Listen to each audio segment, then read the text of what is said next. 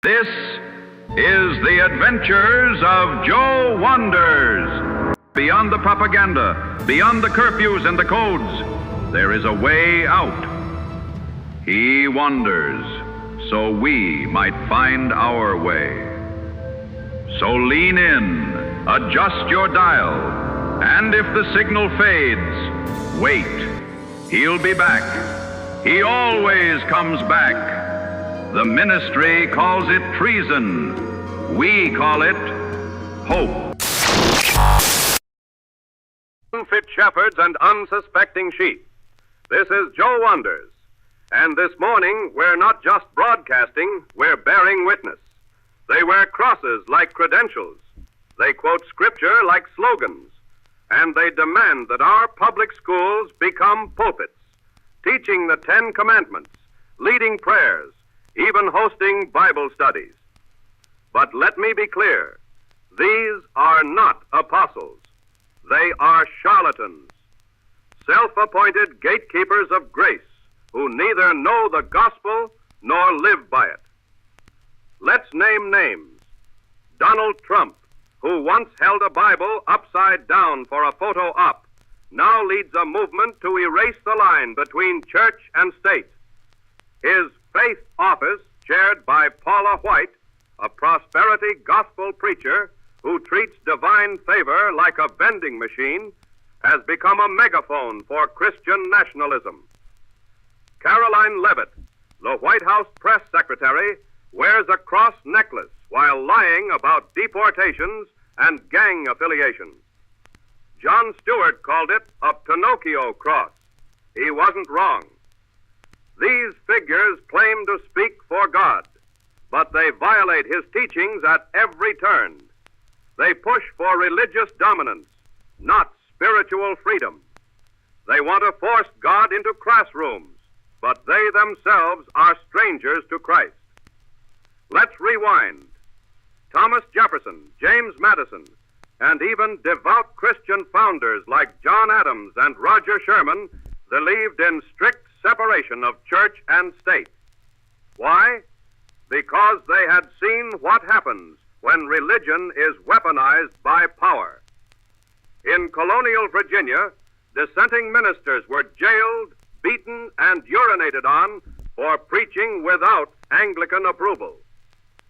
Jefferson's Virginia Statute for Religious Freedom declared that our civil rights have no dependence on our religious opinions.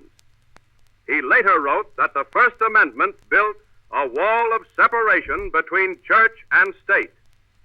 That wall wasn't built to keep God out.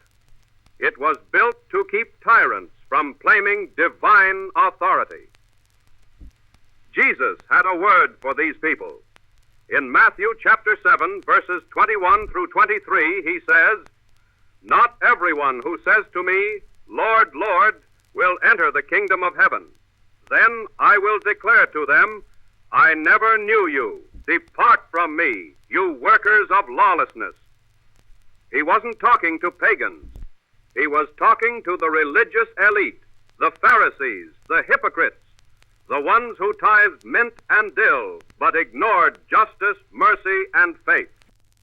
These modern-day Pharisees preach exclusion, judgment, and control. They condemn the poor, the immigrant, the queer child.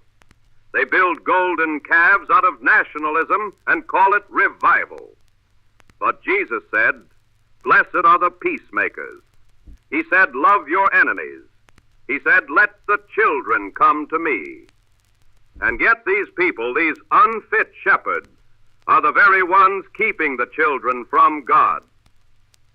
Let's be clear.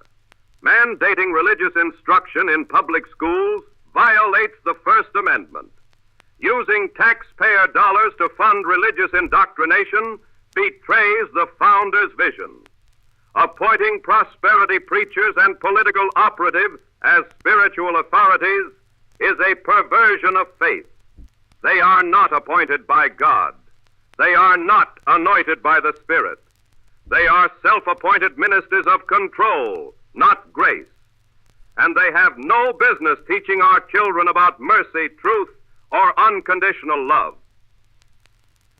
This is your moment, not to defend your faith, but to protect it from those who would twist it. If you believe in Jesus, then you must reject those who use his name to dominate, exclude, and deceive. If you believe in grace, then you must oppose those who preach judgment without compassion. If you believe in love, then you must stand against those who weaponize Scripture to harm the vulnerable. Because the warning in Revelation, "Depart from me, I never knew you," is not for the sinners they condemn. It's for them. You don't get to wear the cross and crucify the truth. You don't get to preach love and legislate hate. You don't get to claim Jesus and ignore the poor, the stranger, the child. This is Joe Wanders, and tonight we call the false prophets to account, not with vengeance, but with truth. Let the real Christians rise, let the children be free, and let God be known, not through coercion, but through his love. And now, you know how the story goes. With God as my witness, may his Spirit descend upon us and show us the way. Remember, God isn't the asshole. We are. I'm Joe Wanders, signing off. Of the old world below, that's what our ancestors left us.